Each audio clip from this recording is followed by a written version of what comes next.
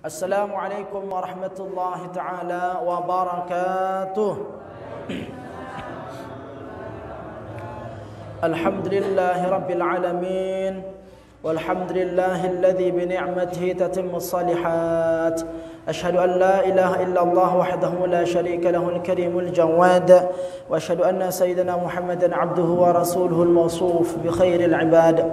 Allahumma salli wa sallim wa barik ala sayyidina Muhammadin wa ala alihi wa ashabihi wa man tabi'ahum bi ihsanin ila yaumil ma'ad, amma ba'du.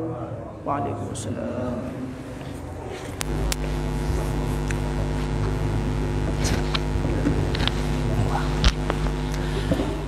Al-mukarramun wal muhtaramun, segenap pengurus Majelis Ta'lim Dhiyaul Haq, wal mahbubun hadratal muhtaramin, jamaah kaum muslimin muslimat rahimani wa rahimakumullah. Alhamdulillahi rabbil alamin. Puji syukur kehadirat Allah Subhanahu wa taala yang masih menganugerahkan kepada kita nikmat kesehatan, nikmat usia, sehingga tanpa terasa kita sekarang berada di penghujung Dzulhijjah. Artinya tahun 1442 akan berlalu, lalu akan datang tahun baru 1443. Dan semua bentuk yang terjadi dalam kehidupan kita ini, sebagai manusia yang dianugerahi akal fikiran oleh Allah Subhanahu wa taala, maka sudah sepantasnya kita mengambil pelajaran, mengambil hikmah dari setiap peristiwa yang Allah Subhanahu wa taala hadirkan di dalam kehidupan kita, termasuk dengan bergantinya tahun. Allah Subhanahu wa taala katakan di dalam Al-Qur'an, "Inna fi khalqis samawati wal ard wa ikhtilafil laili wan nahari laayatin liulil albab." Sesungguhnya pada penciptaan langit dan bumi, ya, pergantian siang dan malam, sungguh itu menjadi tanda-tanda bagi orang-orang ulil albab, orang-orang yang berfikir, orang-orang yang memanfaatkan otak yang telah diberikan oleh Allah Subhanahu wa taala. Maka kalau kita ingin mempergunakan otak kita, akal kita, ya, berbicara terkait dengan pergantian waktu, pergantian hari, maka makna yang tersirat di dalamnya ialah semakin bertambahnya usia bumi ini, usia dunia ini, dengan adanya pergantian tahun, maka memberikan makna kepada kita akan semakin berkurangnya jatah kehidupan kita. Maka oleh karenanya hadratan muhtaramin rahimakumullah, berbahagialah jikalau ada di antara usia yang telah Allah Subhanahu wa taala anugerahkan kepada kita, pernah kita pergunakan untuk taat kepadanya.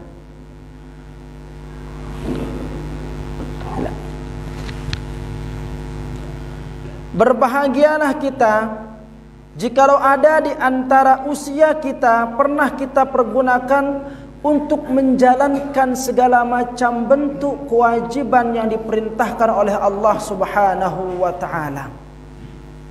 Berbahagialah kita jikalau ada di antara usia kita pernah kita lakukan untuk bersujud beribadah kepada Allah Subhanahu wa taala.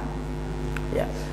Karena tidak akan ada yang mampu menyelamatkan kita di kehidupan kita nanti ketika berjumpa di pengadilan Allah Subhanahu wa taala, terkecuali amalan-amalan yang telah kita lakukan. Maka semoga kehadiran kita bersama pada malam hari ini mampu menjadi salah satu nilai tambah di hadapan Allah Subhanahu wa taala, bahwa kita pernah manfaatkan sebagian dari sisa usia kita untuk mendekatkan diri kepadanya.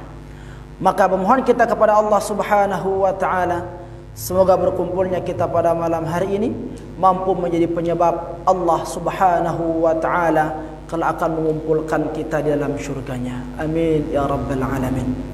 Salat beserta salam semoga senantiasa tercurah kepada junjungan kita Nabi besar Muhammad sallallahu alaihi wasallam, Rasul yang mulia yang diutus oleh Allah Subhanahu wa taala ke muka bumi ini untuk menjadi suri teladan dalam kehidupan kita.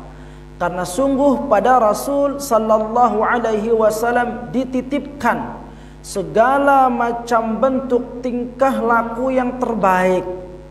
Maka orang-orang yang mau menjadikan Rasul Muhammad sallallahu alaihi wasallam sebagai teladan dalam kehidupannya, maka sungguh dia telah menapaki suatu jalan untuk menjadi manusia yang mulia, manusia yang sempurna, manusia yang terhormat, yang bukan hanya saja pada pandangan manusia tetapi terhormat, termuliakan pada pandangan Allah Subhanahu wa taala. Maka semoga kehadiran kita pada malam hari ini dan lantunan kalimat Allahumma salli ala Sayyidina Muhammad wa ala ali Sayyidina Muhammad, kita semua termasuk di antara orang-orang yang diakui sebagai umat beliau, yang kelak berhak mendapatkan syafaat beliau, dan pada puncaknya kita bermunajat kepada Allah Subhanahu wa taala. Semoga kita semua nantinya diperjumpakan dengan baginda Rasul yang mulia di dalam syurganya. Amin ya rabbal alamin. Hadratal muhtaramin rahimani wa rahimakumullah. Pada halaman 28 ya, di kitab Pelunggu, di sana kita diberitahukan ya, kita masih dalam wasiat yang 9. Dan ini tutu wasiat 9 ini ya. Belok penjabaran, belok pembahasan. Nah, qala al-musannif rahimahullahu taala, taghammadahu Allah bi rahmatihi wa nafa'ana bi 'ulumihi fid dharain amin. Wa tamma bil fard alladhi la yuqrab min dhil 'ata'i bimithli dhalika akmala. Ya. Wa tamma bil fard alladhi la yuqrab, maka perhatikan ya, maka perhatikanlah akan ibadah fardu. Perhatikanlah, pentingkanlah perkara fardu, karena ibadah yang paling sempurna ialah ibadah fardu. Wahtamma bil fardhi alladhi la yuqrab min dhil 'ata'i bimithli dhalika akmala. Ya. Maka pentingkan perkara fardu itu untuk merayu Allah Subhanahu wa taala, zat yang maha pemurah. Itu makna daripada penggalan kalimat ini. Ya. Pentingkan perkara fardu. Maknanya Nabi hadratal muhtaramin rahimakumullah, seorang salik, seorang sufi, seorang wali, maka dalam setiap ajaran tasawuf itu ya, perkara yang paling penting untuk diamalkan yang pertama ialah perkara fardu. Perkara fardu. Mana perkara fardu? Banyak perkara fardu yang dihukumkan wajib oleh Allah Subhanahu wa taala. Ya, seperti salat, puasa bulan Ramadan, zakat, haji, menuntut ilmu, berbakti kepada kedua orang tua, berbakti kepada guru, dan seterusnya. Perkara-perkara fardu. Ya. Amalan yang paling cepat menghantarkan kita menuju Allah Subhanahu wa taala yaitu pertama perkara fardu. Maka seorang sufi, seorang wali, ya, dalam ajaran tariqat manapun, ya, perkara fardu adalah perkara yang paling utama untuk diketahui dan diamalkan oleh setiap murid-muridnya. Maknanya Nabi hadratal muhtaramin rahimakumullah, yang ingin disampaikan oleh pengarang ini, ya, ingin mengajarkan kepada kita bahwa sesungguhnya jikalau ada di antara ajaran-ajaran yang mengatasnamakan tasawuf, mengatasnamakan sufi, mengatasnamakan tariqat, lalu mengentengkan bahkan sampai tidak memperdulikan perkara fardu, maka sesungguhnya hal yang tersebut, ya, sesuatu yang tidak boleh dibenarkan. Karena penuh mungkin bentuk ajaran-ajaran tariqat sesat dan sebagainya. Ada orang yang mengatakan dirinya sudah menduduki, ya, sudah berada pada kedudukan waliullah, ya, wali tingkatan wali, ya, tingkatan wali yang paling tinggi sudah, ya. Lalu dengan pangkat tersebut dia mengatakan salat itu tidak wajib, puasa itu tidak wajib, zakat itu tidak wajib, haji itu tidak wajib. Maka sungguh orang tersebut sudah bisa dipastikan sebagai pendusta atas nama sufi, atas nama tariqat. Ini ya hadratal muhtaramin rahimakumullah, ya. Karena dalam ajaran tasawuf, dalam bertariqat, ya, perkara dasar yang tidak boleh ditinggalkan oleh seorang salik itu ialah perkara fardu. Perkara fardu. Maka semakin tinggi makam seseorang, kedekatan seseorang hamba dengan Rabbnya, maka dia akan semakin takut untuk meninggalkan segala macam bentuk perintah-perintah Allah. Jangankan perkara wajib, jangankan perkara fardu, perkara sunnah pun tidak berani untuk dilalaikan. Ini dia hadratal muhtaramin rahimakumullah, ya. Kenapa kita dianjurkan untuk memprioritaskan, untuk mementingkan siaran perkara wajib ini? Karena hadratal muhtaramin rahimakumullah, siaran perkara wajib ini, ya, perkara wajib ini memiliki keutamaan yang sangat luar biasa. Sangat luar biasa. Ya. Mbali antara keutamaannya, perkara wajib itu akan menggugurkan dosa pelakunya. Taruhlah salat Jumat, puasa pada bulan Ramadan. Apa sabda Rasul sallallahu alaihi wasallam terkait perkara fardu ini? As-salawatul khams wal jum'atu ilal jum'ati wa Ramadan ila Ramadan mukaffiratun bainahun idza ijtanabal kaba'ira. Antara salat yang 5 waktu, antara zuhur ke asar, asar ke maghrib, maghrib ke isya, isya ke subuh, ya. Wal jum'atu ilal jum'ati, antara salat Jumat yang satu ke Jumat yang berikutnya. Wa Ramadan ila Ramadan, antara Ramadan yang satu dengan Ramadan berikutnya, mukaffiratun bainahun. Itu akan menjadi penyebab Allah subhanahu wa ta'ala akan menggugurkan dosa kita, ya. Akan menjadi penyebab gugurnya dosa kita. Tetapi dengan satu syarat, idza ijtanabal kaba'ir, ketika orang yang menjaga salatnya, menjaga puasanya, menjaga Jumatnya itu tidak melakukan dosa besar, ya, tidak melakukan dosa besar. Syirik, menyekutukan Allah, itu dosa besar, ya. Menyembah selain daripada Allah, itu dosa besar, ya.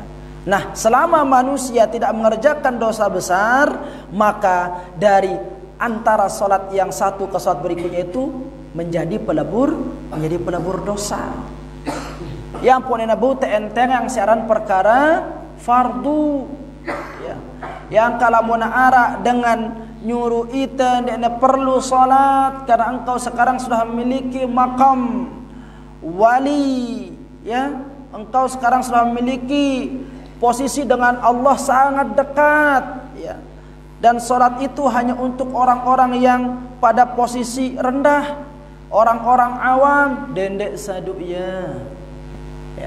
Ajaran sesat sehingga yang kuna ini ya. Ajaran sesat. Itulah tujuan daripada ya, ditulis kitab ini oleh pengarang, di antara ya, tujuannya untuk menyelamatkan orang-orang yang bertarikat itu ya, dari praktek-praktek sufi yang tidak benar itu. Ini ya. Ini hadratal muhtaramin rahimakumullah. Lanjut hadratal muhtaramin rahimakumullah. Maka limakan amrul faraid asyad, ketika engkau telah mampu memprioritaskan perkara fardu itu, wal ihtimamun biha, dan mementingkannya ya, maka selanjutnya apa? Jagalah perkara-perkara sunnat dan adab. Ini yang kedua ya. Jagalah perkara sunnat dan adab. Maka di bawahnya itu hadratul muhtaramin rahimakumullah, bait selanjutnya dikatakan mazala abdun bin nawafil yaqrub hatta akuna lahu yadan wal arjula was-sam'a minhu thumma 'ainan basirah ay mithla dhalika fil matalibi harwala. Maknanya apa? Ketika kalian telah mampu menjaga perkara-perkara fardu, maka yang kedua jangan tinggalkan perkara sunnat. Raihlah kedekatanmu dengan Allah melalui perkara sunnat, hatta sampai engkau mampu akuna lahu menjadikan yadan wal arjulah, sampai engkau mampu menjadikan Allah subhanahu wa ta'ala sebagai tanganmu, sampai engkau mampu menjadikan Allah sebagai kakimu ya, wasam'a minhu, dan sampai engkau mampu mendengarkan ya, kau mampu menjadikan telingamu ini mendengar dengan telinganya Allah. Thumma 'ainan basirahu, sampai engkau mampu menjadikan mata ini ya, pandanganmu itu dengan mata Allah. Ay mithla dzalika fil matalibi harwala ya. Ini hadratul muhtaramin rahimakumullah. Maksudnya apa? Dengan perkara fardu saja belum cukup. Dengan perkara fardu saja belum cukup. Salat zuhur, asar, maghrib, isya, subuh selesai. Puasa pada bulan Ramadan saja selesai. Lalu itu kita jadikan sebagai patokan untuk mendapatkan derajat wali ya di hadapan Allah Subhanahu wa taala, dekna cukup.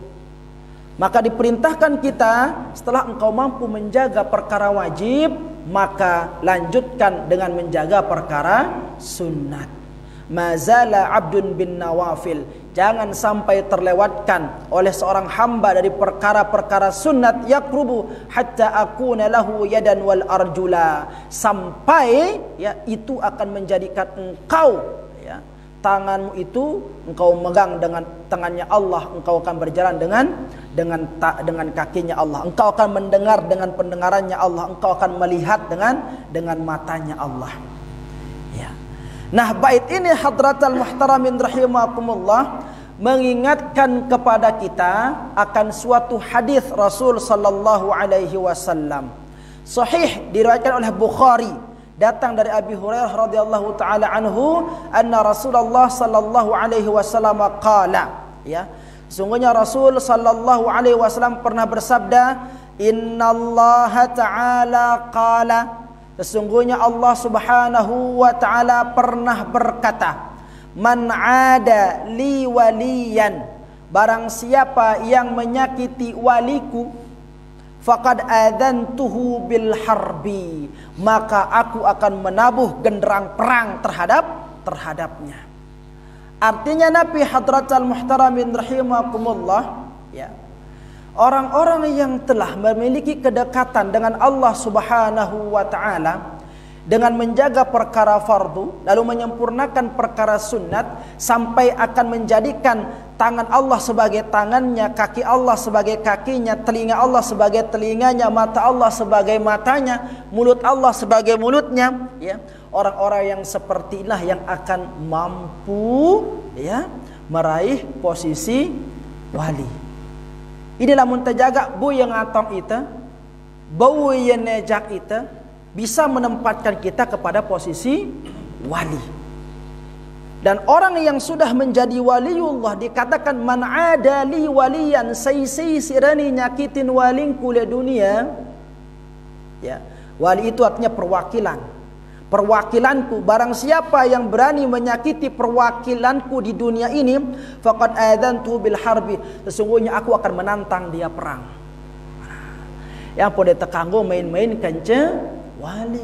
Kenapa? Karena kalau kita sudah berhubungan dengan wali, maka sungguh kita telah berhubungan dengan Allah. Menyakiti wali sama artinya dengan kita menantang Allah.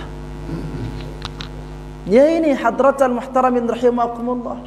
Ya. Nah, sekarang pertanyaannya, ngumbe ongkun ciri-ciri wali yang dimaksudkan dalam hadis ini? Kan begitu, ya. Apa yang dimaksud wali? Bagaimana kriteria wali di dalam hadis ini? Maka lanjutannya dikatakan di sana, wa ma taqarraba ilayya 'abdi bi syai'in ahabbu ilayya mimma qaratuhu alaihi, ya.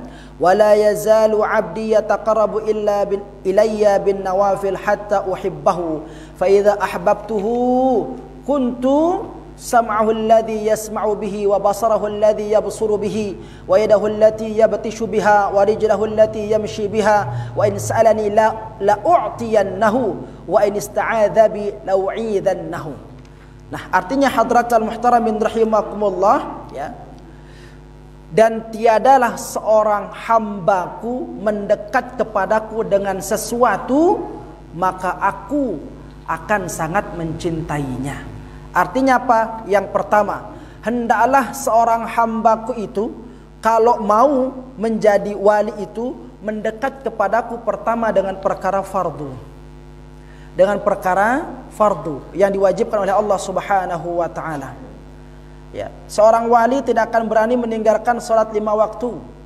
Seorang wali tidak akan berani meninggalkan ibadah puasa. Seorang wali tidak akan mungkin tidak berzakat. Seorang wali tidak akan berani untuk meninggalkan perkara haji. Ini wali ini, ya. Ini yang pertama, karena dia akan bisa dekat dengan Allah pertama caranya dengan melakukan perkara fardu. Wala yazalu 'abdi yataqarrabu ilayya bin nawafil hatta uhibbahu.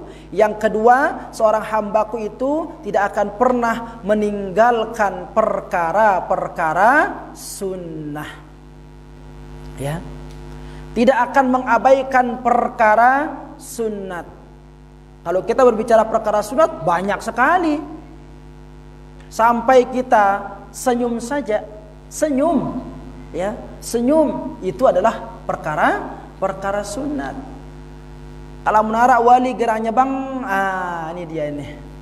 Ya, berarti dengan sempurna ilmu kewaliannya itu.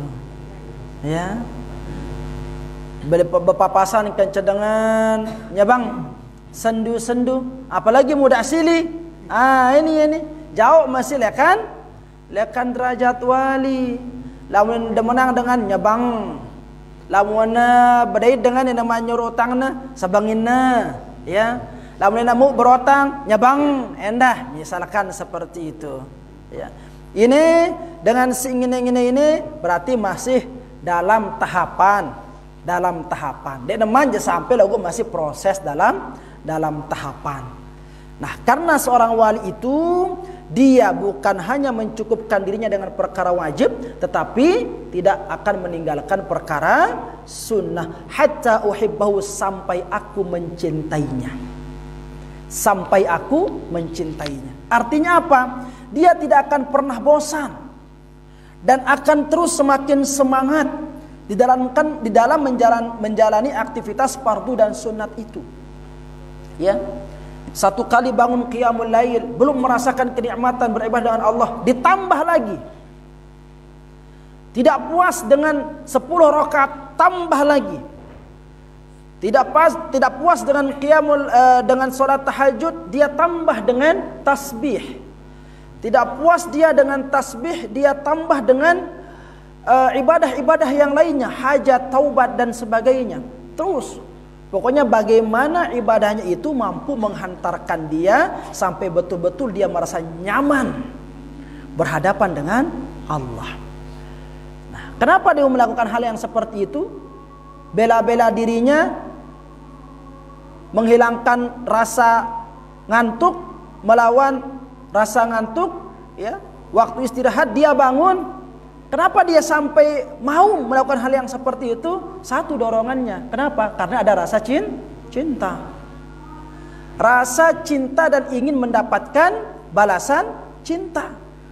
Pelungguh midang, tipe kemele Anda, ya, yang bajang-bajang midang, mau ngapel. Kalau pacarnya minta lamun de datang kakak tipe bale gen midang juang oku pau, nak kan musim pau, no? Juang oku pau kokak sekarung. Apa yang Anda akan lakukan?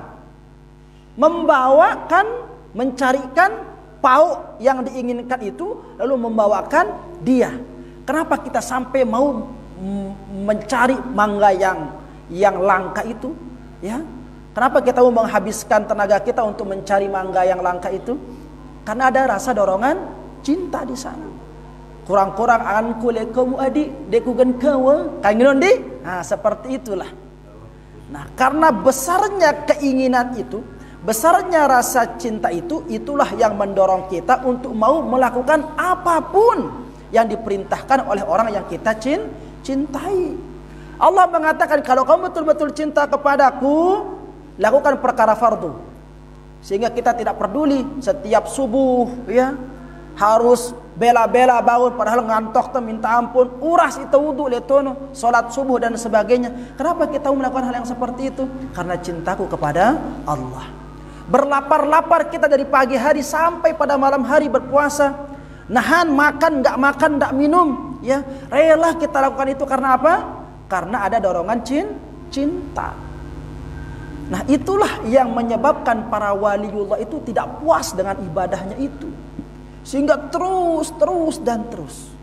Nah, ketika dia belum menemukan, ya, balasan cinta itu melalui perkara fardu, maka dia akan menyempurnakannya melalui perkara sunnah. Ya, tengah kelam uras, di tengah-tengah orang terlelap dengan tidurnya dia bangun. Kenapa dia melakukan hal seperti itu? Saya mau, ya, menggapai cinta Allah di tengah-tengah orang lalai mengingat Allah. Nah, ketika kita sebagai seorang hamba telah mengorbankan segala sesuatu yang kita miliki, ya, untuk menjalankan segala macam bentuk perintah Allah Subhanahu wa taala, maka nanti Allah akan membalas cinta kita itu dengan apa? Dengan memberikan kita cintanya. Fa idza ahbabtuhu, maka ketika seorang hamba itu telah mendapatkan cintanya Allah, kuntu, maka aku, ya, akan menjadikan sam'ahu alladhi yasma'u bihi, ya, sam'ahu alladhi, pendengarannya itu, ya, dia mendengar dengan pendengaranku. Ini ciri-cirinya. Dia tidak akan berani mendengar sesuatu yang tidak diperkenankan oleh Allah. Karena dia telah mabuk akan cintanya Allah, sehingga dia mendengar dengan pendengarannya Allah. Maksudnya apa? Dia hanya mau mendengar sesuatu yang diperkenankan oleh Allah. Kalau yang tidak diperkenankan, dia tidak mau mendengar. Wa basarahu alladhi yabsuru bihi, ya. Dan pandanganku dia jadikan sebagai pandangannya. Dia melihat dengan matanya Allah. Artinya apa?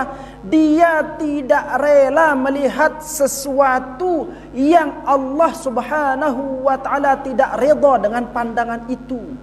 Itu maksudnya melihat dengan pandangan, memandang dengan mata Allah. Apalagi wayadahu allati yabtishu biha, dan dengan kedua tangannya dia melakukan sesuatu. Ya, dia tidak akan berani mengambil sesuatu yang bukan haknya. Kenapa? Karena dia sedang menggunakan tangannya Allah untuk mengambil sesuatu, sehingga dia tidak berani mengambil sesuatu yang tidak halal bagi dirinya. Warijlahu allati yamshi biha, dan kakinya, ya, dan kakinya dia berjalan dengannya. Artinya apa? Dia berjalan dengan kakinya Allah. Dia tidak akan berani menggerakkan kakinya ini. Dia tidak akan berani melangkahkan kakinya ini ke suatu tempat yang Allah Subhanahu wa taala tidak sukai.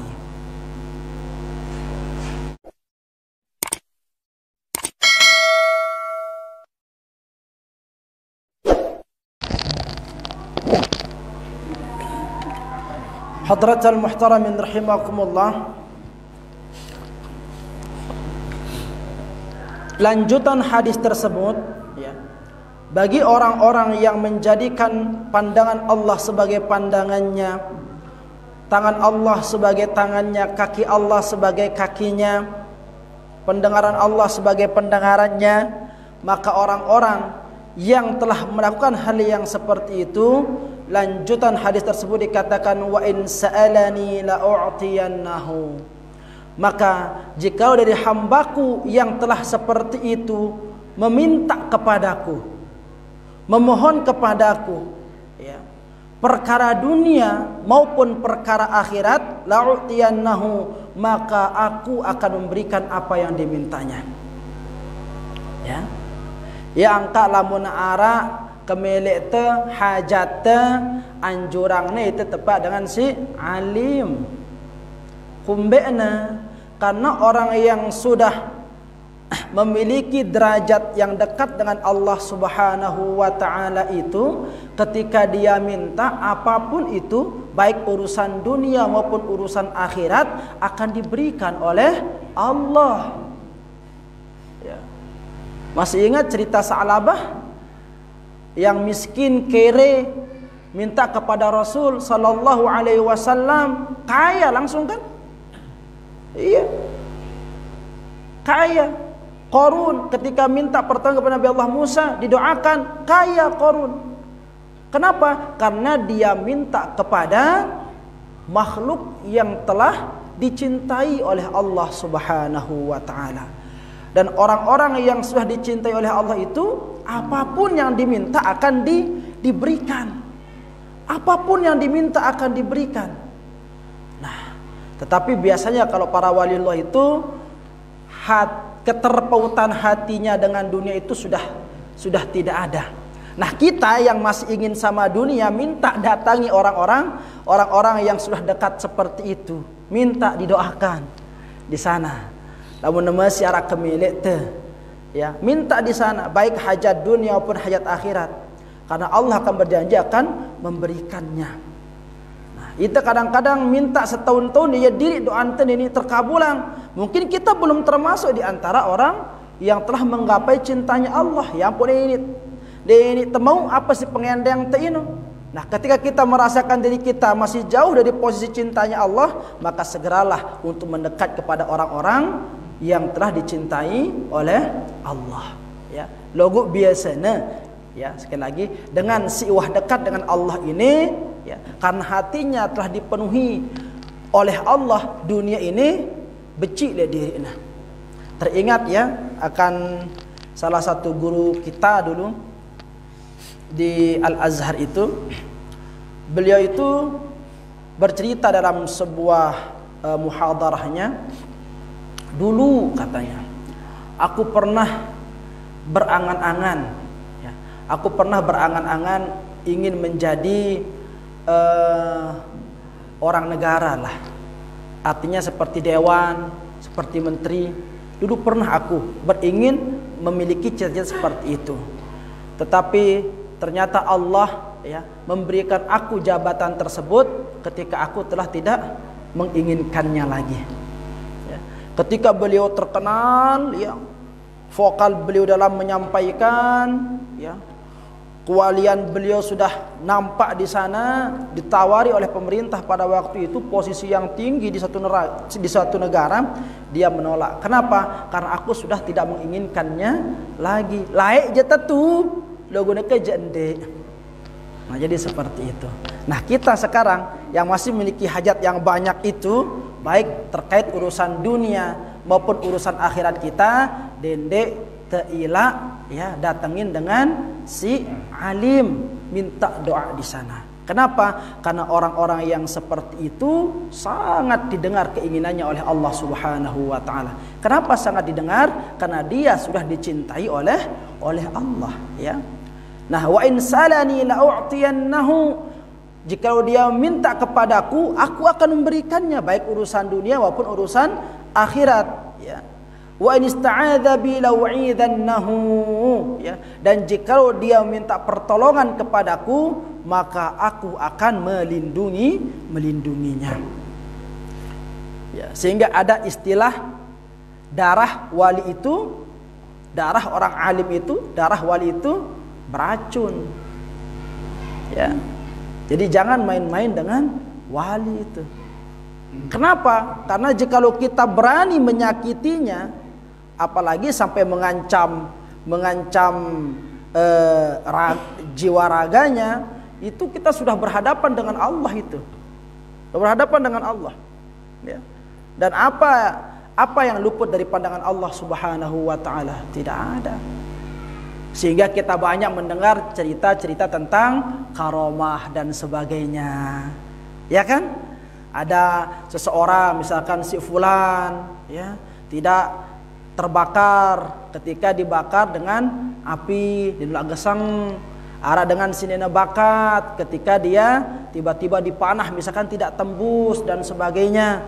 Nah, sesuatu yang seperti itu sangat masuk akal sekali. Kenapa? Karena dia telah penuh dijaga oleh Allah.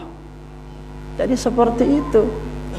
Ya. Nah, nanti mungkin ada pembahasan khusus terkait dengan karamah dan sebagainya, ya. Insyaallah nanti pada waktunya. Kalau ada misalkan di sini, ya, dan bagaimana cara untuk mendapatkan derajat yang seperti itu aja yang pertama sekarang, ya. Kalau kita ingin meraih derajat yang seperti itu, ya, lamun tengen perkara fardu jauh, wah, jauh gati, ya. Ini yang pertama, sibuk tegawe si mangkin niki. Si kedua, napi berusaha untuk tidak meninggalkan perkara sunnah. Ini wah si dua ini jaga ini, ya, perkara fardu kerja perkara sunnah. Ini sangat luar biasa ini. Ya kan, bangun tidur sampai tidur kita kembali, di sana ada sunnah. Ya kan? Bagaimana tidurnya Rasulullah, bagaimana Rasulullah sebelum tidur, kan begitu. Bagaimana Rasulullah ketika bangun tidur, itu sunnah semua itu.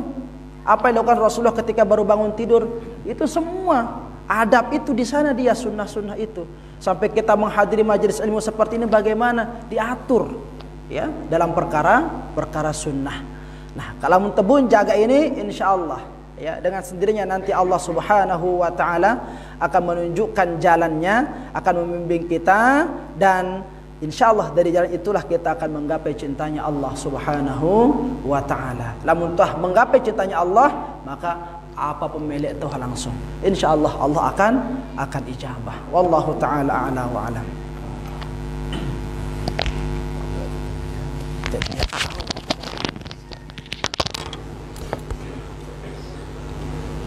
Demikian tadi penjelasan mengenai masalah wasiat yang 9 yang berhubungan dengan waliullah. Jadi si pertama untuk menggapai itu dalam arti menggapai ridha Allah lewat barang si wajib atau si perdu dan ditambah dengan perbuatan yang sunat. Si kedua, apapun bentuknya, mau melihat, mau berkata, mau berjalan, mau memegang, maksudnya dengan tangan Allah, dalam arti segala yang dikasih sama Allah di anggota tubuh kita itu semuanya tidak luput dari pengawasan Allah. Itu yang dimaksud dengan anggota badan yang tadi ini. Jadi supaya jangan salah mengartikan Allah begini, Allah begitu, bukan itu. Jadi apa yang dikasih sama Allah itu semua dalam pengawasan, sehingga kita tidak akan berbuat tanpa berpikir lebih dahulu. Supaya ada bedanya orang berilmu dengan orang yang tidak berilmu. Orang yang berilmu menurut penjelasan yang tadi berpikir dulu baru berbuat, dalam arti selalu berpaling gimana menurut Allah atau agama. Sementara orang yang tidak berilmu berbuat dulu baru berpikir. Inilah bedanya orang berilmu dengan tidak berilmu. Nah, di antara ini mungkin arah jamaah sih kurang pas. Mana-mana saya atau dua nih karena ada tahlil. Oke, silakan. Ini terkait masalah pembahasan waktu di Yogyakarta di pertama ini. Jadi yang saya maksudkan, Assalamualaikum warahmatullahi wabarakatuh. Waalaikumsalam warahmatullahi wabarakatuh. Ada saya dengar catatnya di Al-Quran surat An-Nisa ayat 3. Inna sholati kana 'alal mu'minina kitaban mawquta. Jadi maksud tujuan firman ayat ini saya kurang jelas, mohon dijelaskan. Terima kasih. Assalamualaikum warahmatullahi wabarakatuh. Arah Kang Said, Kang Said dah. Sud telu ini sih udah ada dua ya. Ada sih bawah ini bapak ini. Nek dulu Bapak Udin.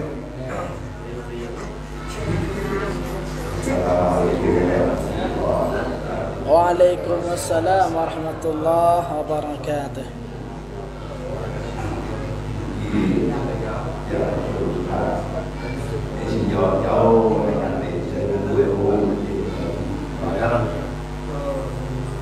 Terus entol kebanyakan senyum yang dikatakan dari jauh kan hadir saya kira termasuk yang dari siapa ini kayak ternyata di luar itu yang jauh yang kita dulu harus ada lagi dari siapa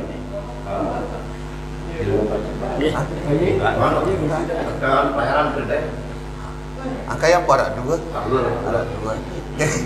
Jadi ada dua dulu nih. Insyaallah kalau Senin Mudi tidak senang pada kecewa nih. Insyaallah pada simpan silakan.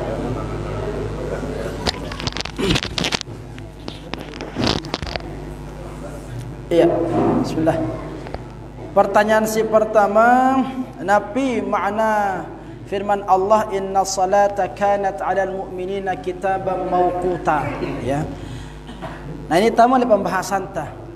Di antara perkara fardu yang begitu banyak di antaranya dan yang paling utama ialah perkara salat, ya. Dan salat itu dikatakan dalam Al-Qur'an inna salata kanat 'alal mu'minin. Sesungguhnya salat itu diwajibkan atas semua orang-orang yang beriman. Kitaban mawquta, ya. Telah ditentukan waktunya. Nikah maksudnya ayat itu. Jadi zuhur ketika tergelincir matahari, itu asar, ya, ketika sudah akan diukur dari bayangan seperti itu.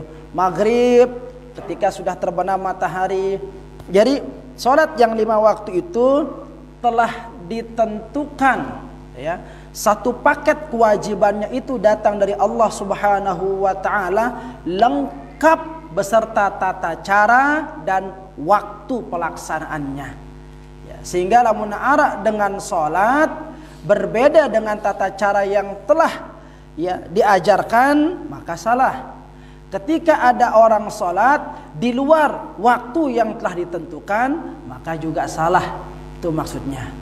Salat subuh misalkan jam 2 tengah hari, salah, ya. Atau salat-salat yang lain di luar waktunya, salah, seperti itu, ya. Nah, ini maksud daripada firman Allah yang tadi itu, ya. Jadi tekanggo gawe perkara fardu salat ini lek luar ketentuan seperti itu ya. Nah yang kedua tadi napi lupa tiang. Jauh langan ngaji. Jauh kitab datang terus senyum deh kena banyak kan senyum. ya kena tema le gerubuan. Iya. Nggih. Iya.